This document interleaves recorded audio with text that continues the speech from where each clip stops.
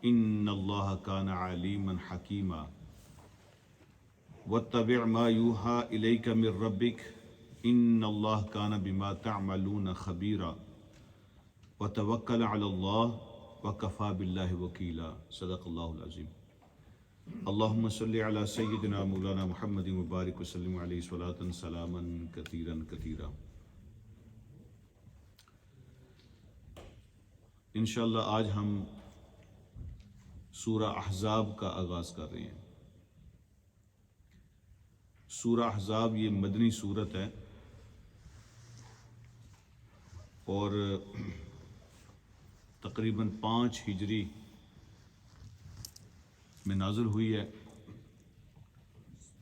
اور اس کا نام احزاب اس لیے ہے کہ اس میں ایک تو غزوہ احزاب کا ذکر ہے اور دوسرا احزاب کا لفظ اس میں استعمال ہوا ہے۔ تو جو غزوہ خندق ہے نا، جس کو غزوہ احزاب بھی کہتے ہیں، غزوہ خندق بھی کہتے ہیں، تو اس کی سٹوری اگلے رکوع سے بیان ہو رہی ہے۔ اس کی تفصیلات انشاءاللہ میں آپ سے شیئر کروں گا اگلے منڈے۔ تو احزاب کہتے ہیں، یہ حزب کی جمع ہے، لشکر کو کہتے ہیں۔ احزاب زیادہ لشکر، انٹرنیشنل کولیشن بن کے آئی تھی نا جو مدینہ کو ختم کرنے، یہودیوں کی، مشرکین کی، بہت سارے قبائل کو اکٹھا کر کے پہلی مرتبہ عرب کی تاریخ میں اتنا بڑا لشکر تیار ہوا تھا، اور انہوں نے کہا کہ اب آخری زور لگائیں گے، آخری کوشش ہے، سب مل کے کرتے ہیں، مدینہ کو ختم کرتے ہیں۔ تو اللہ رب العالمین نے پھر مدینہ کی مدد کیسے فرمائی اور پھر کیا ہوا، وہ اگلے رکوع میں ساری باتیں آ رہی، تو اس لیے اس کا نام سورہ احزاب ہے۔ اس میں کچھ واقعات جو ہیں نا وہ بیان ہوئے ہیں، اور مینلی یہ صورت حضور علیہ الصلوۃ والسلام کی تعظیم، آپ کی محبت، آپ کی عظمت کو بیان کرتی ہے۔ آج کا رکوع بڑا نہیں ہے، اس لیے ہماری یہ کوشش بھی ہے کہ اس کو تھوڑا جلدی ختم کر دیں۔ انشاءاللہ کوئی 9:15 تک اس کو وائنڈ اپ کرتے ہیں۔ یا ایھا النبی اتق اللہ، اے میرے نبی۔ اللہ پاک نے حضور علیہ الصلوۃ والسلام کے لیے قرآن میں صرف 4 جگہوں پہ آپ کا نام استعمال فرمایا ہے، اور وہ بھی اس لیے کہ آپ کی رسالت کی بات کرنی تھی اور آپ کی رسالت کا ثبوت پیش کرنا تھا، تو اس لیے اللہ پاک نے لفظ استعمال فرمایا، ورنہ ہر جگہ پہ کوئی نہ کوئی صفت جو ہے نا وہ اس کے ذریعے سے پکارا ہے، نام لے کے نہیں پکارا۔ تو یہ حضور علیہ الصلوۃ والسلام کی ایک آپ یوں کہہ لیں کہ یہ ان کی آنر ہے۔ اللہ جب بھی آپ کو پکارتے ہیں، وہ اللہ نے نہیں مخاطب کیا، جو 4 جگہوں پہ نام آئے ہیں نا وہ اللہ نے خطاب نہیں کیا، جیسے کسی کو بلانا ہو نا، ایسے نہیں ہے، ویسے خبر دی ہے، تو اس میں نام ہے، جیسے محمد الرسول اللہ، ٹھیک ہے، کہ محمد اللہ کے رسول ہیں، ٹھیک ہے۔ جیسے عیسیٰ علیہ السلام نے اپنی قوم سے کہا یاتی من بعد اسمہ احمد، میرے بعد رسول آئے گا جو اس کا نام احمد ہوگا۔ تو اس طرح خبریں دی ہیں۔ ڈائریکٹ کسی کو آواز دینی ہو نا، تو وہ جب بھی اللہ نے نبی علیہ السلام کو پکارا ہے، آپ کی کسی صفت کے ساتھ پکارا ہے، نام لے کے نہیں پکارا ہے۔ تو اس لیے علماء فرماتے ہیں کہ آج کل کے زمانے میں بھی جو لوگ حضور علیہ الصلوۃ والسلام کو ڈائریکٹ نام لے کے پکارتے ہیں یا نام لکھتے ہیں، تو اللہ پاک نے یہ طریقہ قرآن میں بیان نہیں فرمایا۔ اللہ نے یہی طریقہ پسند فرمایا ہے کہ حضور علیہ الصلوۃ والسلام کی صفتوں کو جیسے بندہ ڈائریکٹ کہہ دے یا محمد، تو اللہ نے اس کو پسند نہیں فرمایا۔ کہیں بھی اللہ پاک نے یا محمد نہیں کہا۔ رب تو کہہ سکتے ہیں نا، اب رب کا مقابلہ تو نبی علیہ السلام سے نہیں ہے نا، رب تو رب ہے، نبی علیہ السلام اللہ کے بندے ہیں، اللہ کہہ سکتے ہیں جو بھی کہنا چاہیں، لیکن اللہ نے کہیں بھی یا محمد کہہ کے نہیں آواز دی۔ تو لکھا بھی ہوتا ہے نا تو بالکل سادہ لکھا ہوتا ہے، اس کے آگے صلی اللہ علیہ وسلم بھی نہیں لکھا ہوتا، تو اس میں پتہ نہیں کیسے لوگوں کو احترام نظر آتا ہے۔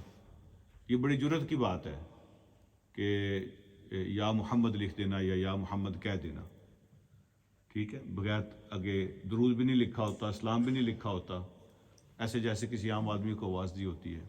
اللہ پاک نے کہیں بھی نبی علیہ الصلوۃ والسلام کو یا محمد کہہ کے آواز نہیں دی، اور آج یہ سورج جو ہے یا ایھا النبی کہہ کے آواز دی ہے، اے میرے نبی، اتق اللہ، آپ صرف اللہ سے ڈریں، ولا تطع الکافرین والمنافقین، کافروں اور منافقوں کی کوئی بات سننے کی ضرورت نہیں ہے، کوئی بات نہ سنیں ان کی۔ بیک گراؤنڈ اس کا یہ ہے کہ اللہ پاک حضور علیہ الصلوۃ والسلام کے ذریعے سے بڑے پکے جمے ہوئے کوئی کلچر چینج کرنا چاہتے تھے، ایسی رسمیں جو ان کے اندر بڑی پکی، ان کی جڑیں، روٹس بڑے مضبوط تھے، تو وہ اللہ پاک حضور علیہ الصلوۃ والسلام کے ذریعے سے چینج کرنا چاہتے تھے۔ تو حضور علیہ الصلوۃ والسلام کو ظاہر بات ہے مخالفت کا، ڈس ریسپیکٹ کا، پراپوگنڈے کا خطرہ ہوتا ہے، تو نبی علیہ الصلوۃ والسلام دل میں پریشان تھے کہ یہ لوگ پراپوگنڈا کریں گے۔ تو اللہ پاک نے حضور علیہ الصلوۃ والسلام کو، یہ نہیں کہ نبی علیہ الصلوۃ والسلام کے دل میں اللہ کا ڈر نہیں تھا تو اللہ نے کہا اللہ سے ڈرو، تو حضور علیہ الصلوۃ والسلام سے بڑا تقویٰ کس کے پاس ہو سکتا ہے؟ نبی علیہ الصلوۃ والسلام سے بڑھ کے اللہ کا ڈر کس کے دل میں ہو سکتا ہے؟ اللہ کہہ رہے ہیں یا ایھا النبی اتق اللہ، اے میرے نبی اللہ سے ڈریں، لوگوں کی پرواہ کی ضرورت نہیں ہے۔ تو آپ کی ڈیوٹی بھی یہ ہے اور آپ کا کام بھی یہ ہے، لوگ جو مرضی کہیں، جو رب کہے گا وہ کریں گے، سیدھی سی بات ہے، جو رب نے کہا وہ کرنا ہے، بس رب کی بات سننی ہے، رب سے ڈرنا ہے، لوگوں سے ڈرنے کی ضرورت نہیں ہے۔ تو کوئی نہ کوئی گھبرانے والا مسئلہ نہیں ہے، وَلَا تُطِعِ الْكَافِرِينَ وَالْمُنَافِقِينَ، اب کافروں اور منافقوں کی بات سننے کی ضرورت نہیں ہے، ان کے پراپوگنڈے سے گھبرانے کی ضرورت نہیں ہے۔ یہاں پہ اللہ پاک نے کافروں اور منافقوں کو اکٹھا ذکر کیا ہے۔ اللہ کے منافق وہ ہوتا ہے جو کہتا ہے میں مسلمان ہوں، کلمہ بھی پڑھتا ہے، نبی علیہ السلام کے زمانے میں وہ پہلی صف کے اندر آ کے نماز پڑھتے تھے، یہاں تک کہ جو ان کا لیڈر تھا نا، جو ان کا کنگ تھا منافقوں کا، عبداللہ بن ابی، وہ نبی علیہ الصلوۃ والسلام سے پہلے آ کے تقریر بھی کیا کرتا تھا، جس کو وارم اپ اسپیچ کہتے ہیں نا۔ نبی علیہ السلام نے کوئی خطبہ ارشاد فرمانا ہوتا تھا تو پہلے عبداللہ بن ابی کھڑا ہوتا تھا، وہ بڑا منجا ہوا سیاستدان تھا، بڑا لیڈر تھا ان کا، ٹھیک ہے، پھر اللہ نے توفیق نہیں دی، دل میں کوئی اور باتیں ہوتی ہیں، نیت صاف نہیں ہوتی۔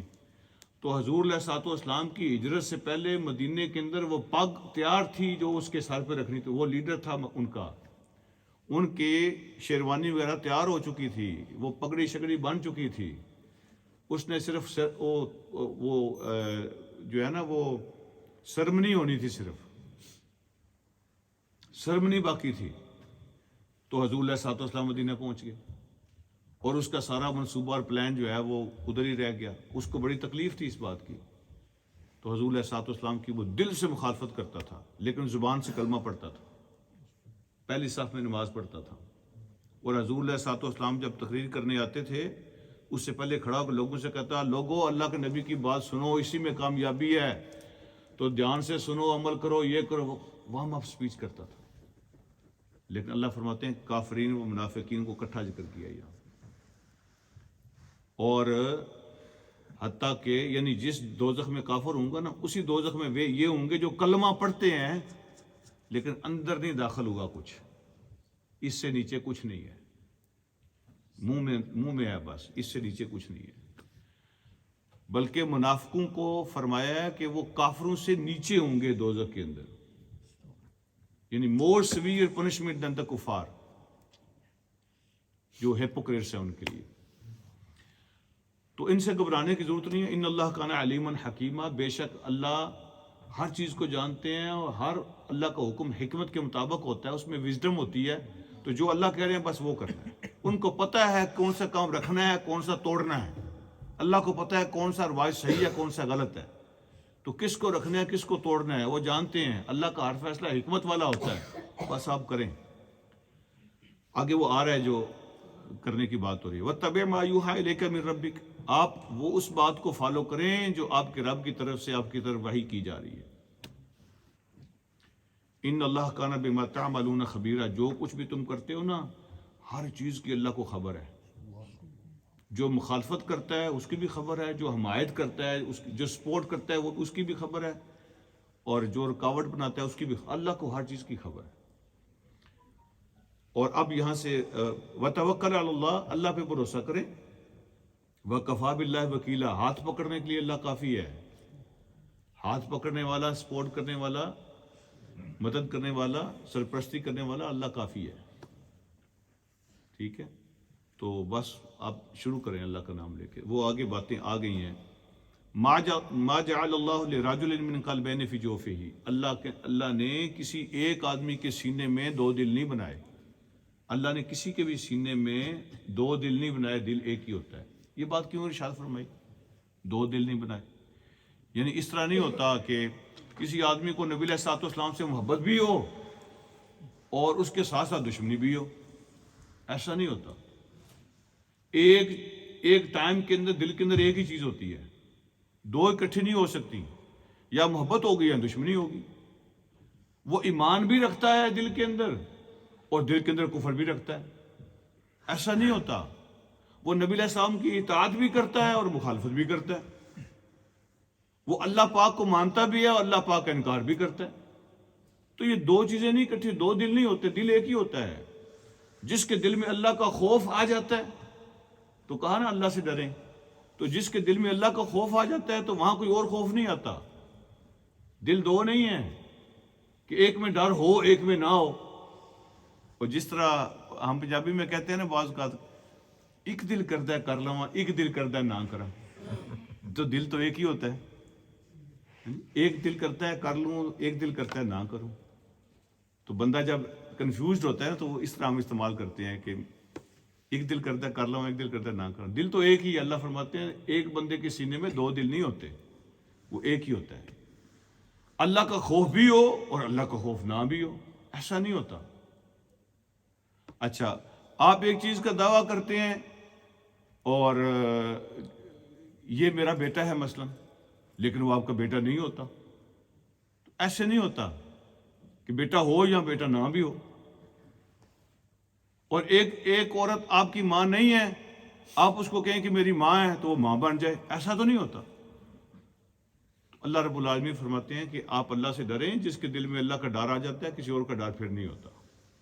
ٹھیک ہے، آپ کو جو کہہ رہے ہیں ہم کریں. آپ تو یہ جو لفظ ہے نا، دیکھیں یہ قرآن ہے. سبحان اللہ، لوگوں نے کتنی محنت کی ہے قرآن پر. لوگوں نے، مفسرین نے، اسکالرز نے، ہمارے فور فادرز نے کتنی محنت کی ہے قرآن پر. ایک ایک لفظ پہ پتہ نہیں کتنا غور کیا ہوگا. وہ فرماتے ہیں کہ یہاں اللہ نے کہا کہ اللہ نے کسی میں دو دل نہیں رکھے. تو کوئی بندہ کہہ سکتا ہے کہ جب ماں پریگننٹ ہوتی ہے تو اس کے اندر دو دل ہوتے ہیں کہ نہیں ہوتے؟ جب عورت پریگننٹ ہوتی ہے تو اس کے اندر دو دل ہوتے ہیں کہ نہیں؟ ایک یہاں ہوتا ہے کہ یہاں ہوتا ہے. بچے کا بھی دل ہوتا ہے نا. تو اللہ کہتا ہے کسی کے اندر ہم نے دو دل نہیں رکھے. تو ماں کے اندر دو دل ہوتے ہیں نا، لیکن اللہ کا فی جوف ہی، سینے کے اندر. بات سینے کی ہے. کسی کے سینے میں دو دل نہیں رکھے. پیٹ کی بات نہیں ہے. اور جوف کہتے ہیں اندر سے جو خالی ہو نا چیز، جیسے باکس ہوتا ہے، ایمپٹی فرام ان سائڈ، اس کو جوف کہتے ہیں. سبحان اللہ. اب نبی علیہ الصلوۃ والسلام تو سائنسدان نہیں ہے، اور نبی علیہ السلام تو کبھی کسی کا آپریشن کر کے چیک نہیں کیا کہ اندر سے خالی ہوتا ہے کہ نہیں ہوتا. تو اس کا مطلب یہ ہے کہ یہ کسی انسان کا کلام نہیں ہے. اس نے چیک نہیں کیا کھول کے اندر کیا ہوتا ہے. یہ اللہ کا کلام ہے. جس نے بنایا اس کو پتہ ہے سینہ کیسے ہوتا ہے. اللہ نے سینے کا نام رکھا ہے جوف، جو اندر سے خالی ہوتا ہے. اندر ہڈیاں وڑیاں یہاں کچھ نہیں ہے. تو سینہ جو ہے نا ایک باکس کی طرح ہے. تو اللہ نے یہاں پہ دو دل نہیں رکھے، ایک ہی ہے. یا تو آپ ایسے ہوں گے یا ایسے ہوں گے. ٹھیک ہے، ایسے دونوں نہیں ہو سکتا. پھر فرمایا، اچھا اگلی بات جس کے لیے اللہ نے یہ بات کی یا دو دل نہیں رکھے، وَمَا جَعَلَ أَزْوَاجَكُمُ اللَّائِي تُظَاهِرُونَ مِنْهُنَّ أُمَّهَاتِكُمْ، اور جن عورتوں کو تم ماں کہہ دو وہ تمہاری مائیں بن نہیں جاتی. کسی عورت کو ماں کہہ دینے سے کوئی ماں تو نہیں نہ ہوتی.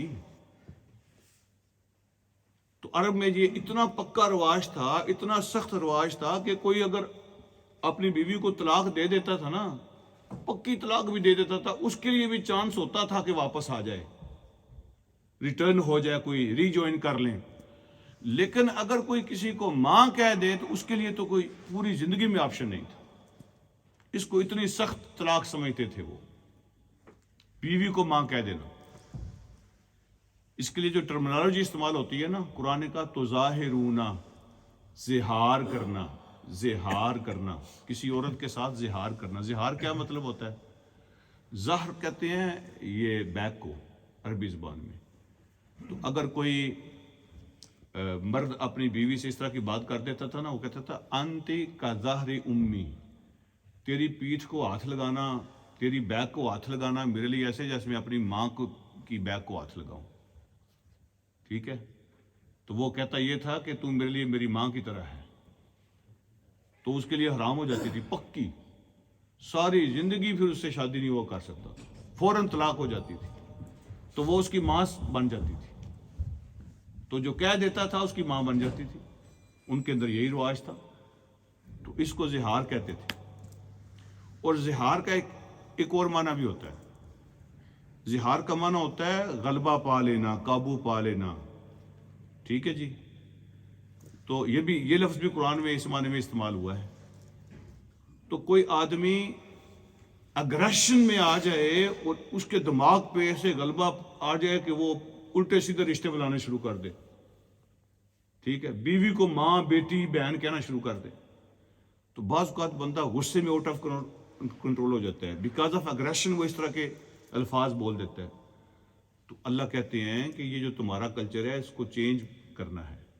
تو کوئی کسی کو ماں کہہ دے, ہے تو بکواس ہے نا, تو اس کو طلاق نہیں ہوتی, اس کو وہ ماں نہیں بن جاتی. ان کا رواج تھا ماں بن جاتی, پھر کوئی چانس ہی باقی نہیں ہے.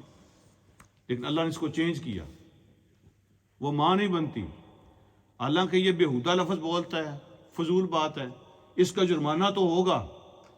وہ جرمانہ کیا وہ سورہ ممتحنہ میں بیان کیا ہے,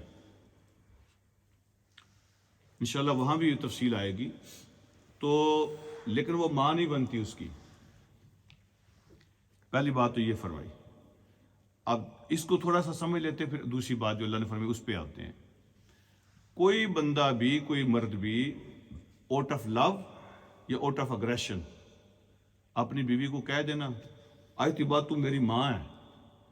بعض اوقات ایسا ہوتا ہے نا, بیویاں جو ہے نا وہ کیڑے نکالتی ہیں, زیادہ کرتی ہیں, سمجھاتی ہیں, تو نے یہ نہیں کیا, تو نہیں, وہ کہتا ہے ماں میری جان چھوڑ دو. بعض اوقات غصے میں بندہ آ کے کہہ دیتا ہے, تو یہ بھی زہار ہو جاتا ہے. ٹھیک ہے, یا پیار میں کسی کو کہہ دے بہن, ماں, بیٹی, ایسا کوئی رشتہ بولا جس کے ساتھ اس کا نکاح نہیں ہوتا. کوئی محرم رشتے جو ہوتے ہیں نا, اس طرح کا کوئی رشتہ کہہ دیا, تو میری بیٹی کی طرح ہے, یا تو میری بہن کی طرح ہے, تو میری ماں کی طرح ہے, تو زہار ہو گیا. آپ نے غلط بات کر دی.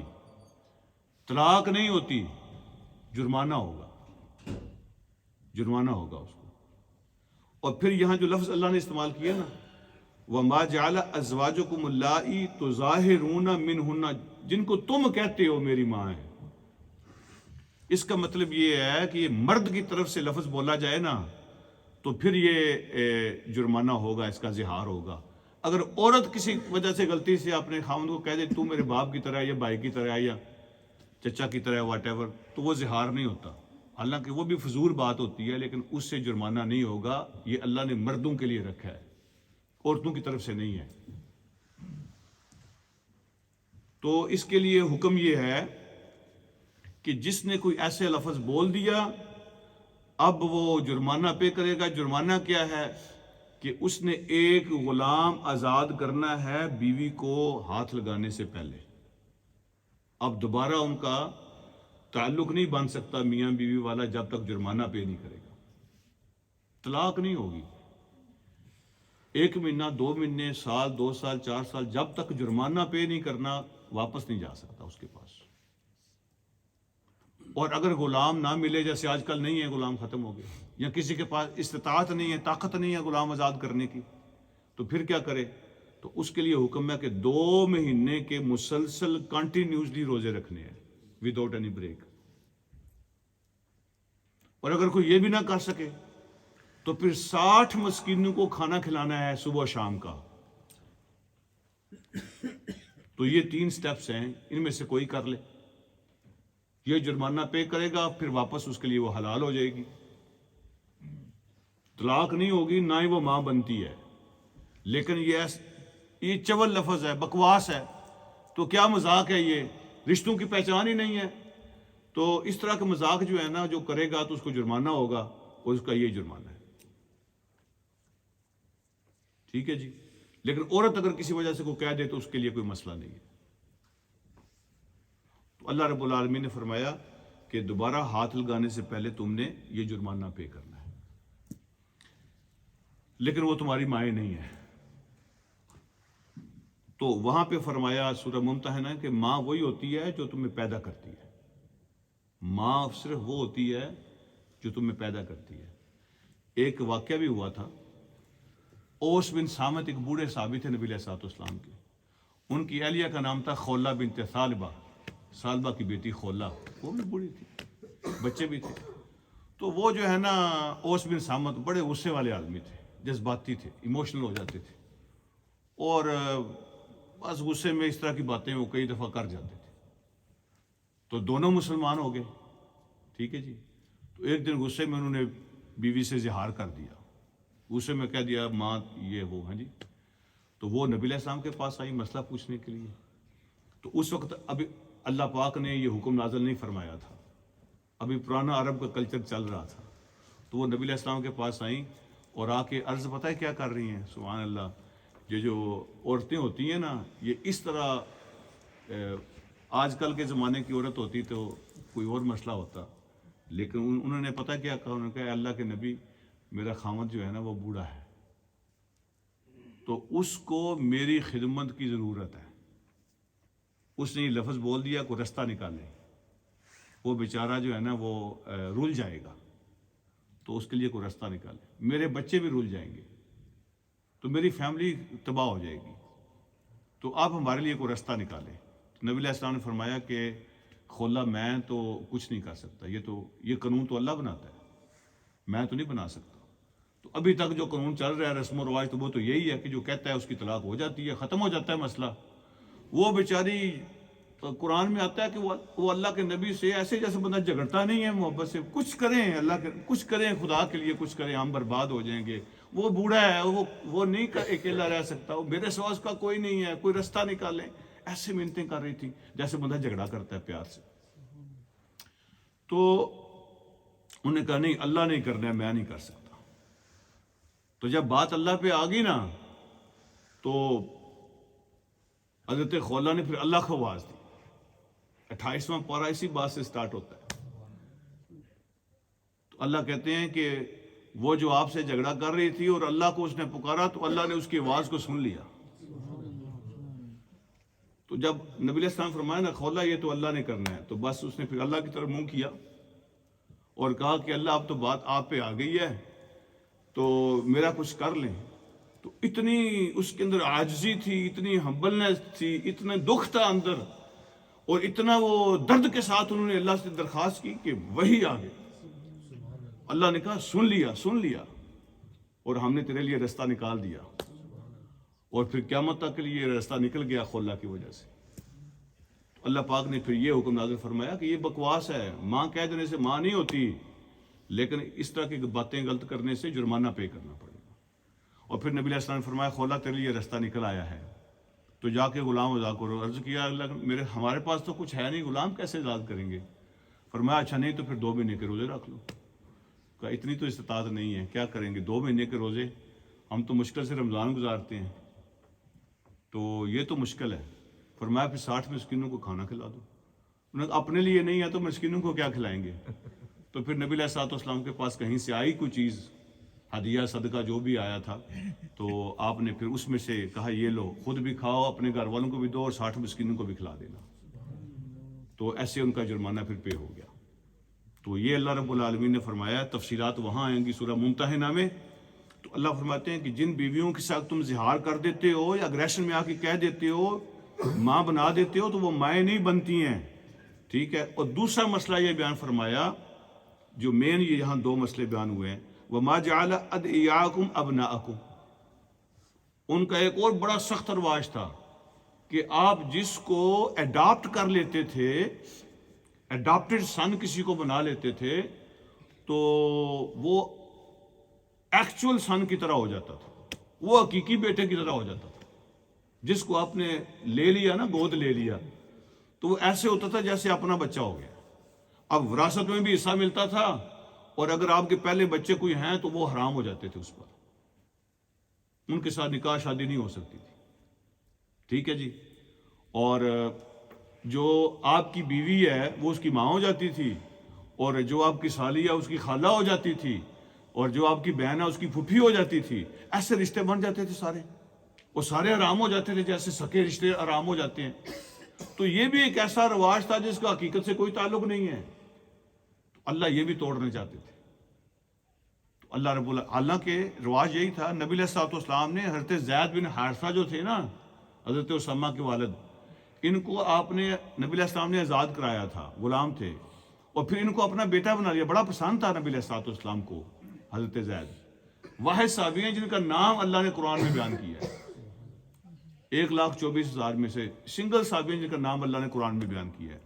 اور خود نبی علیہ الصلوۃ والسلام نے اپنی کزن حضرت زینب کے ساتھ شادی کروائی تھی بڑے پیار سے. بیٹا بنایا ہوا تھا نا. لوگ ان کو زید بن محمد کہتے تھے، زید بن محمد کہا جاتا تھا ان کو. بیٹا بنایا ہوا تھا عرب کے رواج کے مطابق، گود لے لیا تھا ان کو جیسے. لیکن اللہ نے یہ رواج توڑنا تھا اور نبی علیہ الصلوۃ والسلام سے توڑوانا تھا. تو اللہ نے فرمایا کہ جن کو تم منہ بولا بیٹا بنا لیتے ہو وہ تمہارے بیٹے نہیں بنتے. بیٹا تو وہی ہوتا ہے نا جو جس کے گھر میں پیدا ہوتا ہے، اسی کا بیٹا ہوتا ہے. تو یہ رشتے کوئی حرام نہیں ہوتے، کوئی بیٹا نہیں بنتا.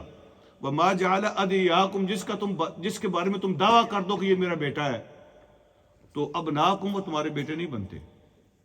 ذالکم قولکم بافواہکم یہ ہیں جو تمہارے کلچر کی باتیں ہیں، تمہارے منہ کی باتیں ہیں. یہ قانون نہیں ہے، یہ اللہ کی شریعت نہیں ہے، یہ تمہارے منہ کی باتیں ہیں. بعض کا تم کہہ دیتے ہو اس طرح کی باتیں. ہاں پیار سے، شفقت کی وجہ سے، محبت کی اوٹ آف لو تسی کسی نے کہہ سکتے ہو بیٹا جی، بیٹا ادھر آؤ بات سنو، بیٹا ادھر آؤ، بیٹی یہ کرو، اس طرح کہہ سکتے ہیں آپ. اور وہ آپ کو کوئی بزرگ ہیں تو وہ آپ کو ابا جی بھی کہہ سکتے ہیں، بابا جی یہ وہ، اس طرح کے الفاظ بھی کہہ سکتے ہیں. جیسے عام طور پہ چچا کو بھی لوگ بعض اوقات ابو ہی کہہ دیتے ہیں. تو کئی فیملیز میں ایسا ہوتا ہے. تو شفقت سے، پیار محبت سے کہہ سکتے ہیں، لیکن یہ رشتہ ایسے باندھ نہیں سکتا. تو اللہ نے پھر اگلی بات فرمائی ادعوہم لآبائہم جس کا وہ بیٹا ہو نا اسی کے نام کے ساتھ اس کو پکارو. جس کا بیٹا ہے نا اصل میں، تو اس کا جب ڈاکومنٹ بنے گے نا تو اس کے باکس میں اسی کے باپ کا نام لکھو، اپنا نہیں. کتنی دنیا یہاں آئی ہے، لوگوں نے اپنے رشتہ داروں کو بیٹا بنا کے یہاں منگا لیا اور اسی کی طرح ڈاکومنٹ بن گئے ہیں. ڈاکومنٹ میں اب ان کا نام لکھا ہوا ہے باپ کی جگہ پہ، اللہ کی یہ اس کا باپ نہیں ہے. تو شریعت میں اس کی اجازت نہیں ہے، شریعت میں اس کی اجازت نہیں ہے. ہم نے تو بڑے بڑے کارنامے کیے ہیں، لوگوں نے بیویوں کو ماں بنا کے، ماؤں کو بیویاں بنا کے لے آئے ہیں. وہ تو اس طرح کے کارنامے بھی ہوتے رہے ہیں. تو یعنی بیٹے بنا کے تو بے شمار دنیا لے کے آئی ہے نا. تو اللہ کہتے ہیں کہ تم کسی کو بلانا ہو پیار سے تو وہ تو کوئی مسئلہ نہیں ہے، لیکن کسی کو بیٹا بنا نہیں سکتے، اس کے باپ کی جگہ اپنا نام نہیں لگا سکتے. ادعوہم لآبائہم ان کو جب بھی بلاؤ گے ان کے باپ کے نام سے ہی بلاؤ گے. وہ اقسط عند اللہ یہی زیادہ انصاف والی بات ہے اللہ کے نزدیک، یہی صحیح بات ہے، اصل بات یہی ہے. فَإِن لَمْ تَعْلَمُوا آبَاءَهُمْ اور اگر تمہیں پتہ نہ ہو کہ اس کا باپ کون ہے. کبھی ایسا بھی جنگوں میں ایسا ہو جاتا ہے، کوئی بچے مل جاتے ہیں، آپ اڈاپٹ کر لیتے ہیں، آپ کو پتہ ہے کس کا بیٹا ہے، یہ کہیں سے مل گیا، گم ہو گیا تھا، پتہ نہیں کس کا بیٹا ہے. اور اگر تمہیں پتہ نہ ہو اس کا باپ کون ہے، فَإِخْوَانُكُمْ فِي الدِّينِ وَمَوَالِيكُمْ تو وہ تمہارے دینی بھائی ہیں. ٹھیک ہے، جیسے دینی بھائی ہوتے ہیں مسلمان. وَمَوَالِيكُمْ یا تمہارے دوست ہیں. موالی اس کو کہتے تھے جو کسی اور خاندان کا ہوتا تھا اور دوسرے خاندان میں آ جاتا تھا، آ کے جوائن کر لیتے تھے. عرب میں یہ بھی رواج تھا کہ کوئی بندہ باہر سے آیا تو آ کے کسی خاندان کو جوائن کر لیتا تھا. جیسے نبی علیہ السلام نے حضرت سلمان فارسی سے فرمایا تھا کہ سلمان فارسی جو میرے قبیلے سے، آج سے میرے خاندان سے ہے. تو ایسے لوگ خاندانوں کو بھی جوائن کر لیتے تھے. تو موالی اس کو کہتے تھے. تو اللہ فرماتے ہیں کہ اگر اس کے باپ کا پتہ نہ ہونا تو وہ تمہارا دینی بھائی ہے یا پھر تمہارا دوست ہے، موالی ہے، اس نے تمہاری فیملی کو جوائن کیا ہے، لیکن باپ کے باکس میں باپ کا نام ہی آئے گا، تمہارا نام نہیں آ سکتا، اس کی اجازت نہیں ہے۔ اوکے، وَلَيْسَ عَلَيْكُمْ جُنَاحٌ فِي مَا أَخْطَأْتُمْ بِهِ، جو غلطیاں ہو چکی ہیں وہ ہو چکی ہیں۔ اگر غلطی سے کسی کو پکار لو، بیٹا کہہ لو، بیٹی کہہ لو، یا جو کچھ پہلے تم نے کر دیا وہ ہو گیا، اب اس کے بعد نہیں ہو سکتا۔ اللہ فرماتے ہیں وَلَٰكِن مَا تَعَمَّدَتْ قُلُوبُكُمْ، اگر تم جان بوجھ کے دل کے ارادے سے نیت سے ایسا کرو گے تو ہم تمہیں پکڑیں گے، پھر تمہاری غلطی ہوگی، یہ تمہارا قصور ہوگا۔ لیکن ویسے اگر غلطی سے کسی کو بیٹا کہہ دیا تو کوئی بات نہیں، یا پہلے جو تم کرتے رہے، لیکن جو پلان کر کے جان بوجھ کے اگر کسی کو اس طرح لکھو گے، بلاؤ گے، بناؤ گے، تو پھر اس کا تمہاری اکاؤنٹیبلٹی ہوگی، یہ جرم ہوگا۔ اور پھر آج کے سبق میں جو آخری بات اللہ فرماتے ہیں وہ یہ ہے، النبی اولا بالمؤمنین من انفسہم، نبی صلی اللہ علیہ وسلم مومنوں سے ان کی جانوں سے بھی زیادہ حق رکھتے ہیں۔ نبی علیہ الصلوۃ والسلام مومن پر ان کی جان سے بھی زیادہ حق رکھتے ہیں۔ کیا مطلب ہے؟ مطلب یہ ہے کہ ایک بندہ اپنے بارے میں کوئی غلط فیصلہ کر سکتا ہے، وہ اپنے آپ کو نقصان پہنچا سکتا ہے، وہ اپنے بارے میں کوئی غلط قانون بنا سکتا ہے، ٹھیک ہے، وہ اپنے نقصان خود کر سکتا ہے، اپنے بارے میں وہ غلطی کر سکتا ہے، اس کے ذہن میں غلط باتیں آ سکتی ہیں، وہ غلط قانون بنا سکتا ہے، لیکن نبی علیہ الصلوۃ والسلام آپ کے بارے میں نہ غلط سوچتے ہیں، نہ غلط قانون بناتے ہیں، نہ غلطی کرتے ہیں۔ آپ سے بھی زیادہ آپ کی جو آپ اپنی جان کے بارے میں سوچتے ہو نا، ان سے زیادہ نبی علیہ الصلوۃ والسلام آپ سے بہتر سوچتے ہیں آپ کے لیے۔ وہ مومنوں سے ان کی جانوں سے بھی زیادہ حق ہے ان کا، جو آپ کے لیے کبھی غلطی نہیں کرتا، آپ کے لیے وہ غلط قانون نہیں بنا سکتا، آپ کے لیے غلط سوچتا نہیں ہے، تو پھر آپ تو غلط کر سکتے ہیں اپنے لیے، وہ نہیں کر سکتے، اس لیے ان کا حق بھی زیادہ ہے۔ اور پھر فرمایا کہ وَأَزْوَاجُهُ أُمَّهَاتُهُمْ، اور ان کی بیویاں تمہاری مائیں ہیں، اسپرچول مدرس، یہ صرف بیویوں کے لیے ہے۔ نبی علیہ الصلوۃ والسلام کی جو ازواج مطہرات ہیں تو ان کا سٹیٹس یہ ہوگا کہ they will be like your mother, ان کے ساتھ نکاح نہیں ہو سکتا فار ایور۔ نبی علیہ الصلوۃ والسلام کے نکاح میں جو آ جائیں گی تو ان کے ساتھ پھر کسی امتی کا نکاح نہیں ہو سکتا، وہ تمہاری ماؤں کی طرح ہو جاتی ہے، یہ رسپیکٹ ہے ان کی، کیونکہ نبی تمہاری جان سے بھی زیادہ اوپر ہیں اور آگے ہیں، اس لیے ان کی بیویوں کا بھی احترام ایسے ہوگا۔ اچھا، یہاں پہ لفظ اللہ نے کیا استعمال کیا؟ ازواجہ، ان کی ساری بیویاں۔ تو ساری بیویوں میں کون کون شامل ہے؟ حضرت عائشہ ہے کہ نہیں؟ حضرت عائشہ بھی آپ کی بیوی ہے کہ نہیں؟ اور قرآن نے کیا کہا ہے کہ ان کی ساری بیویاں تمہاری مائیں ہیں، ٹھیک ہے۔ کچھ خبیث طبیعت لوگ ایسے بھی ہیں، وہ صاحب علم نہیں ہیں، ان کے اپنے مسلک کے صاحب علم لوگ بھی ان کو صاحب علم نہیں مانتے، وہ بھی ان کو منافق کہتے ہیں۔